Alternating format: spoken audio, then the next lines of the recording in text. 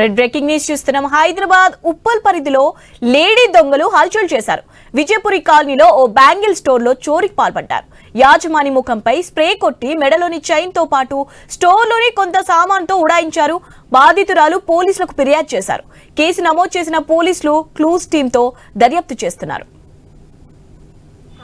వర్ష bangle store మాది. ఇద్దరు ladies వచ్చిర్రు, షాప్లోకి వచ్చి సామాన్ తీసుకున్నారు. లోపల అది కావాలని చెప్పేసి కొంచెం లోపలికి పంపించేసి పేపర్ స్ప్రే లాంటిది కొట్టేసి లోపలికి గుంజుకోపోయి లోపలికి పెట్టారు. గుంజుకోపోయి మెడలో కుషన్ తాడు తీసుకొని గుణం పెట్టేసింది. ఆ పేరు సంధ్య. హైదరాబాద్ ఉప్పల్ పరిధిలో లేడీ దొంగలు హల్చల్ చేశారు. విజయపురి కాలనీలో ఓ బ్యాంగిల్ స్టోర్ లో చోరీకి పాల్పడ్డారు. రైట్, దీనిపై అప్డేట్స్ తెలుసుకుందాం. మా ప్రతినిధి లహరి ఫోన్ లైన్ లో ఉన్నారు. లహరి,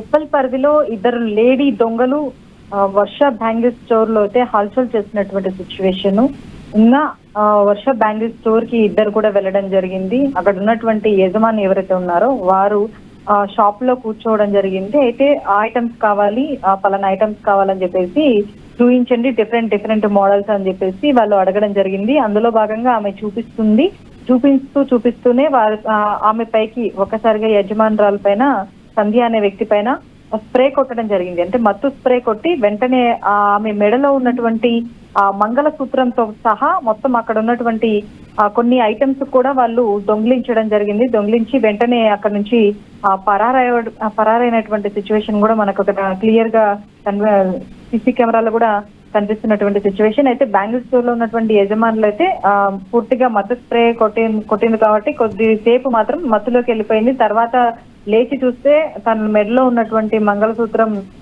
దొంగిలించబడ్డారని చెప్పేసి కూడా తను పోలీస్ స్టేషన్ కి వెళ్లి కంప్లైంట్ ఇవ్వడం జరిగింది, ఆశ్రయించడం జరిగింది. పోలీసులు అయితే పూర్తిగా క్లూస్ టీమ్ మొత్తం కూడా కేసు నమోదు చేసుకొని ఎవరు వచ్చారు, వాళ్ళు ఎక్కడి నుంచి వచ్చారు, ఏంటి, వాళ్ళు ఎంత మోతాదులో వాళ్ళు అక్కడ ఉన్నటువంటి సామాన్ తీసుకెళ్లారు, వాళ్ళు పూర్తిగా గుర్తించే పనిలో అయితే ఉన్నటువంటి సిచ్యువేషన్. వాళ్ళు వచ్చినటువంటి సీసీ కెమెరాలు ఏవైతే ఉంటాయో ఆ ఫోటోస్ చూసి వాళ్ళు ఎక్కడి వాళ్ళు అనే ఆ విషయాన్ని బయటికి రాబట్టే పనిలో అయితే ఉన్నారని చెప్పుకోవచ్చు. సో మొత్తం మీద అయితే ఉప్పల్ పోలీసులు అయితే ఆశ్రయించడం జరిగింది. ఆ బాధితురాలు కేసు అయితే తను నమోదు చేయడం జరిగింది. పూర్తిగా పోలీసులు అయితే దర్యాప్తు చేస్తున్నారు. దర్యాప్తులో భాగంగా పూర్తిగా సీసీ కెమెరాలతో పరిశీలించిన తర్వాత ఆ వ్యక్తులు ఎవరు ఎక్కడి నుంచి వచ్చారనే విషయాలు అయితే త్వరలో తెలిసే అవకాశం అయితే కనిపిస్తుంది. శివాని.